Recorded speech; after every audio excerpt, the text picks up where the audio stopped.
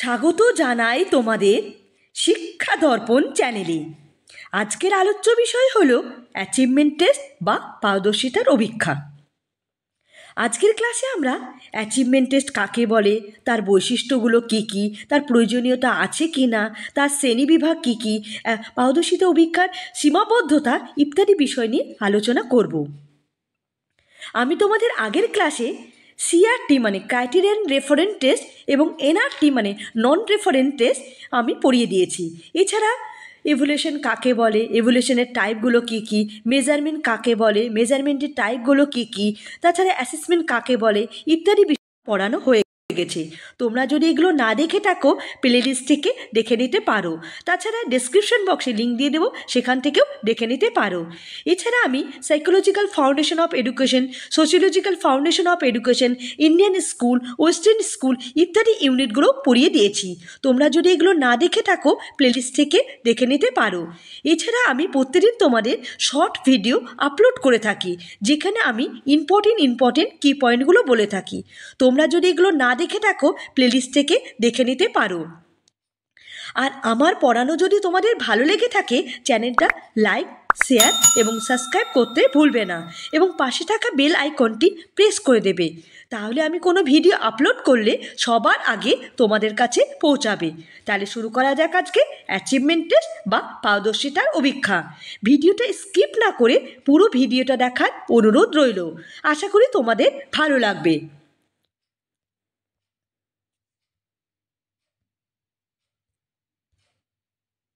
পারদর্শিতার অভিক্ষা বা achievement test. কোনো একটি বিষয় দক্ষতাগত পরিমাপকে পারদর্শিতা বলা হয়। শিক্ষার্থীদের শিক্ষাগত অগ্রগতি পরিমাপ করার জন্য আমরা বিভিন্ন ধরনের অভিক্ষা ব্যবহার করে থাকি।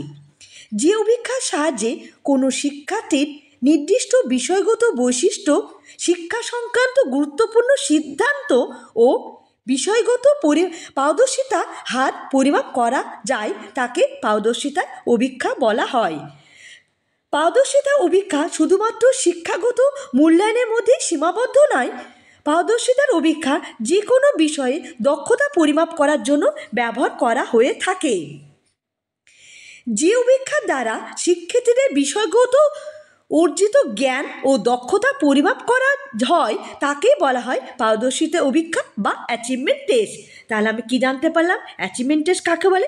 অ্যাচিভমেন্ট টেস্ট হলো কোনো শিক্ষার্থীদের মধ্যে যখন তার লার্নিং আউটকাম কতটা হয়েছে, তার সে কতটা চিন্তাভাবনা করছে, তার চিন্তাভাবনার কতটা ফ্লেক্সিবিলিটি আছে, বা তার টিচিং অবজেক্টিভটা কী কী, লেভেল অফ ছাত্রছাত্রী যে ইন্ডিভিজুয়াল মানে যে লেভেলটা আছে সে কতটা দক্ষতা অর্জন করেছে, তার পারদর্শিতা কতটা ইত্যাদি বিষয়গুলোকে মূল্যায়ন করার জন্য যে অভিক্ষা করা যায় তাকে বলা হয় পারদর্শিতার অভিক্ষা।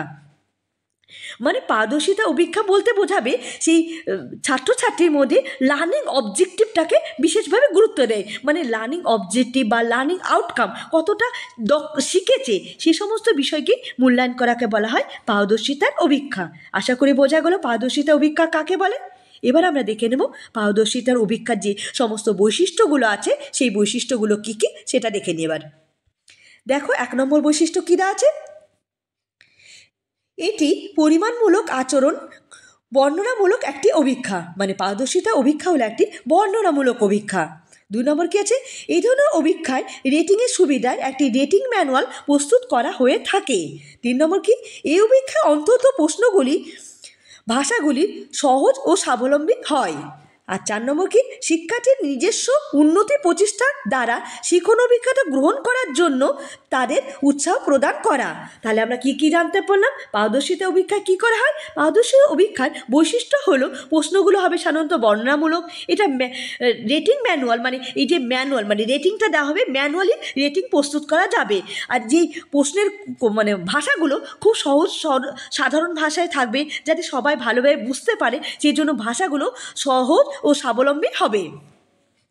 আর এই সমস্ত এই যে শিক্ষার্থীদের মধ্যে যে অভীক্ষা করা হয় এগুলো জানে দক্ষতাকে গ্রহণ করতে পারে বা শিক্ষার্থীরা যাতে এই প্রশ্নগুলো করতে উৎসাহ প্রদান করা এই সমস্ত বিষয়ের দিকে নজর রাখতে হবে।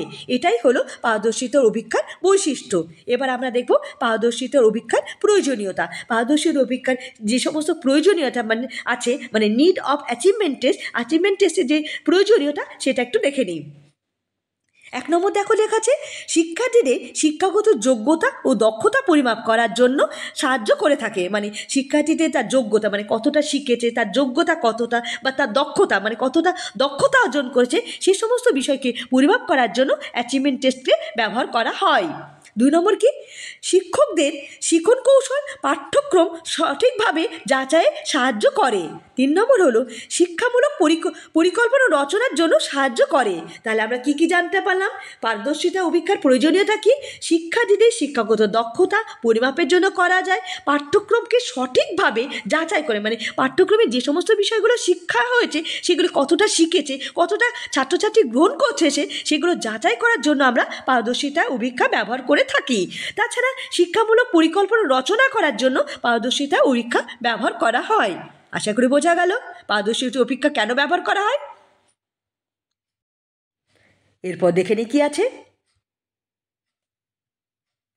এরপর আমরা দেখব পারদর্শিতা অভীক্ষার সীমাবদ্ধতা। এতক্ষণ প্রয়োজনীয়তা পড়লাম, এবার সীমাবদ্ধতাটা একটু দেখে নিই। 1 নম্বর কি আছে, এই অভীক্ষার দ্বারা প্রকৃত জ্ঞানের পরিধিকে পরিমাপ করা যায় না।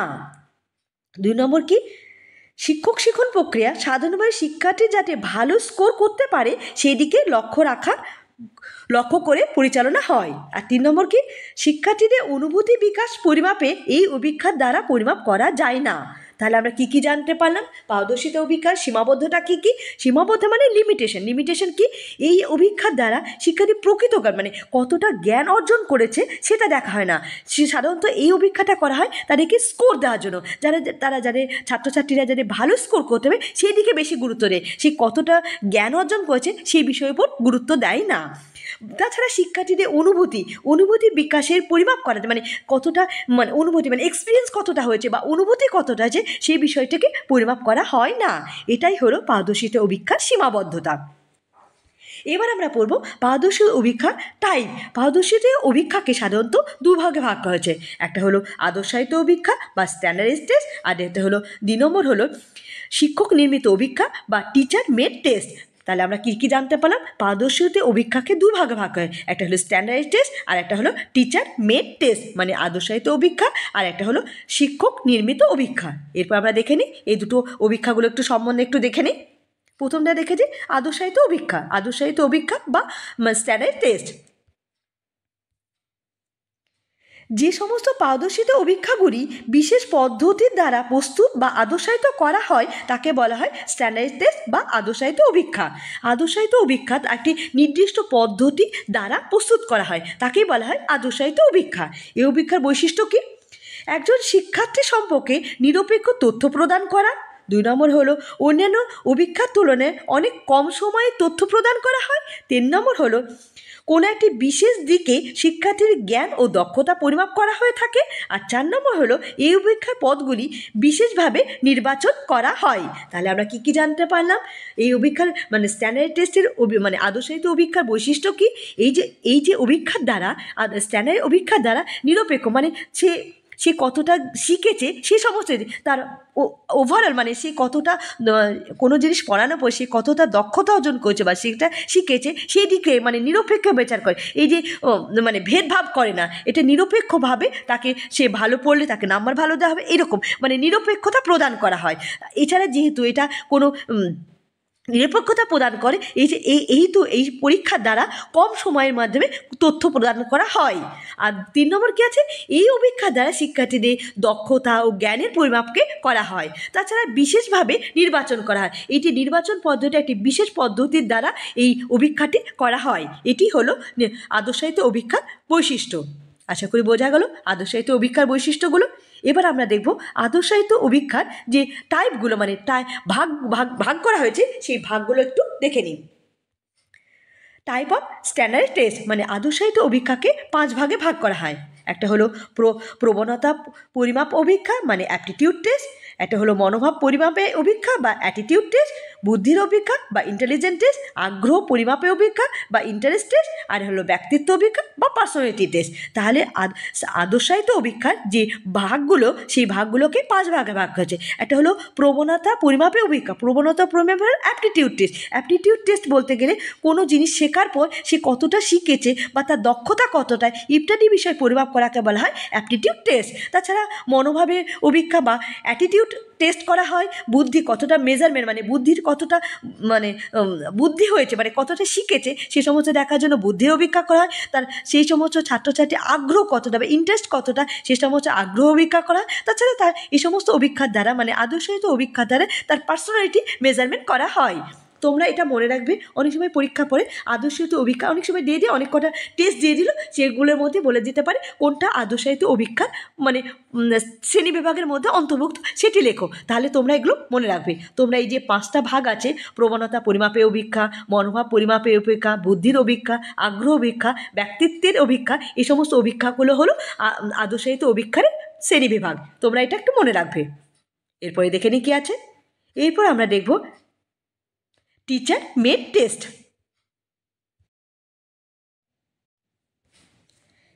বিদ্যালয়ে শিক্ষকগণ শ্রেণীকক্ষের যে বিষয়গুলি শিক্ষার্থীর সামনে উপস্থাপন করে থাকেন সেগুলিকে শিক্ষার্থী কতটা আয়ত্ত করতে পারছে তা সঠিক পরিমাপ করার জন্য কতগুলি অভিক্ষা প্রস্তুত করে থাকেন।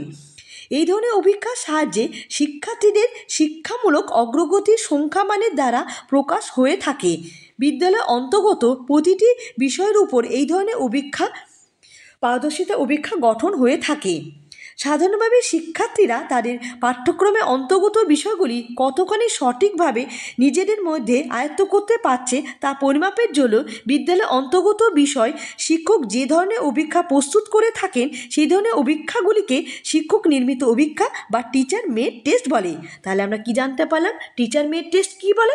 টিচার মেড টেস্ট হলো বিদ্যালয়ের শিক্ষকগণ শিক্ষার্থীদের মধ্যে যে সমস্ত বিষয়গুলো পড়াচ্ছে সেগুলি কতটা আয়ত্ত করতে পারছে মানে কতটা শিখেছে বা কতটা বুঝেছে সেগুলি পরিমাপ করার জন্য অভিক্ষা করা হয়। সেই অভিক্ষাকে বলা হয় টিচার মেড টেস্ট বা শিক্ষক নির্মিত অভিক্ষা। আশা করি বোঝা গেল শিক্ষক নির্মিত অভিক্ষা কী জিনিস। এবার আমরা দেখেছি শিক্ষক নির্মিত অভিক্ষার বৈশিষ্ট্যগুলো কী কী। 1 নম্বর বৈশিষ্ট্য হলো পৃথকভাবে প্রত্যেক শিক্ষার্থী দুর্বলতা ও সফলতা মূল্যায়নে শিক্ষক সাহায্য করে থাকেন।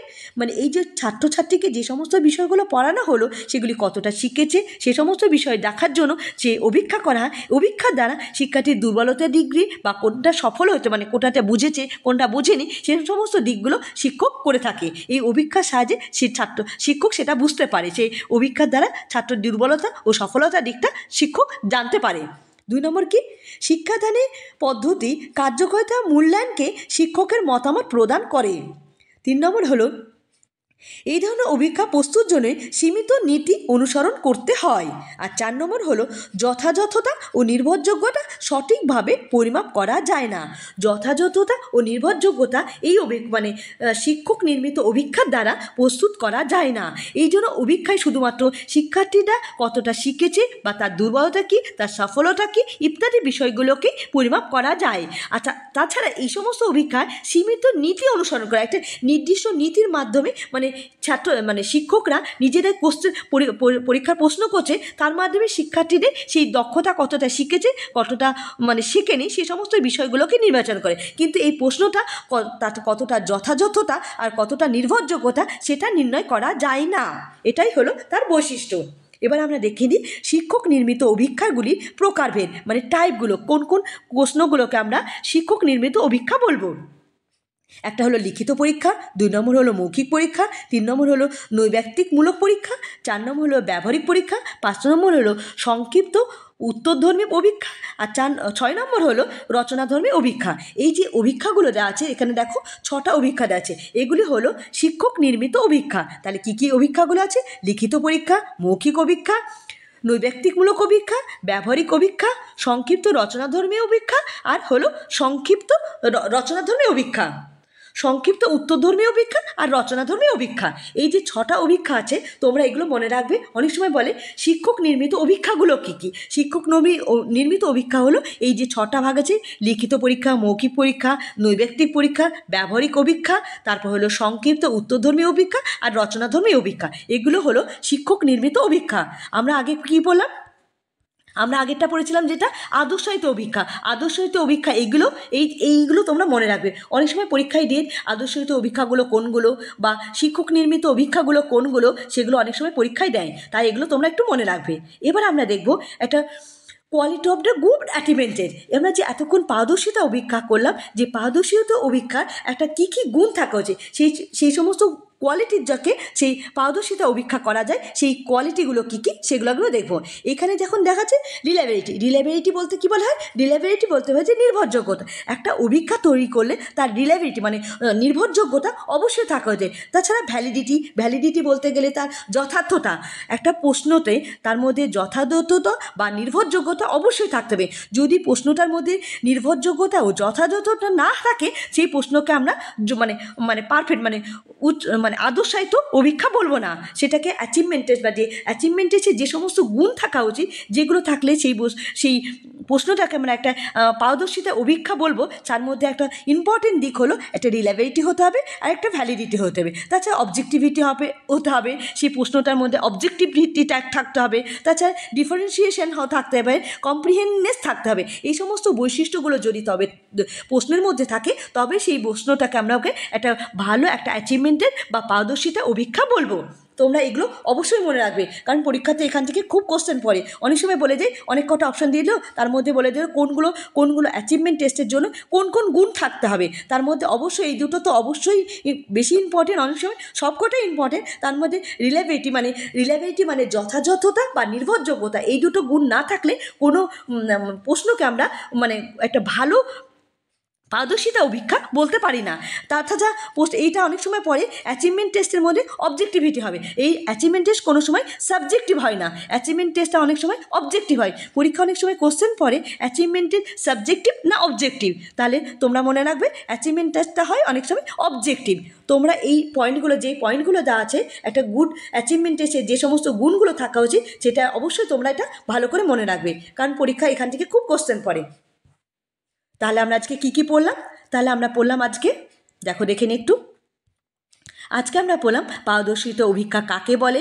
তোমরা এটা মনে রাখবে, পারদর্শিতা অভিক্ষার যে বৈশিষ্ট্যগুলো, তার নিডগুলো কী কী, তার সীমাবদ্ধতা। পারদর্শিতা অভিক্ষাকে দুই ভাগে ভাগ হয়েছে, একটা হলো স্ট্যান্ডার্ড টেস্ট, একটা হলো teacher made test. Standard test কাকে বলে, তার বৈশিষ্ট্যগুলো, কোনগুলোকে স্ট্যান্ডার্ড টেস্ট বলবো এটা মনে রাখবে। স্ট্যান্ডার্ড টেস্ট কোনগুলোকে আমরা স্ট্যান্ডার্ড টেস্ট বলে, যেমন aptitude test, attitude test, intelligent test, interest test, personality test, এই সমস্ত টেস্টগুলোকে আমরা আদর্শায়িত অভিক্ষা বা স্ট্যান্ডার্ড টেস্ট বলি। তাছাড়া teacher made test teacher made test কোনগুলোকে বলা হয়, কাকে বলে, তার বৈশিষ্ট্যগুলো কী কী, এগুলো মনে রাখবে। তাছাড়া এটা খুবই ইম্পর্টেন্ট, একটা অ্যাচিভমেন্ট টেস্টের কী কী গুণ থাকলে সেই টেস্টটাকে পারদর্শিতা অভিক্ষাকে একটা ভালো কোয়ালিটি একটা পারদর্শিতা অভিক্ষা বলবো। তার মধ্যে রিলায়েবিলিটি, ভ্যালিডিটি, অবজেক্টিভিটি, ডিফারেন্সিয়েশন, কম্প্রিহেন্ডনেস, এই সমস্ত গুণগুলো যদি থাকে তখন তাকে বলা হয় একটা ভালো কোয়ালিটি অ্যাচিভমেন্ট টেস্ট বা পারদর্শিতা অভিক্ষা। আশা করি বোঝা গেল। আর তোমাদের যদি কোনো জিনিস বুঝতে অসুবিধা হয় আমাকে মেসেজ করবে, তার আমি উত্তর দেব। আর আমার ক্লাস কেমন লাগছে তোমরা মেসেজ করে বলবে। আর আমার ক্লাস যদি তোমাদের ভালো লেগে থাকে চ্যানেলটা লাইক, শেয়ার এবং সাবস্ক্রাইব করতে ভুলবে না। ধন্যবাদ।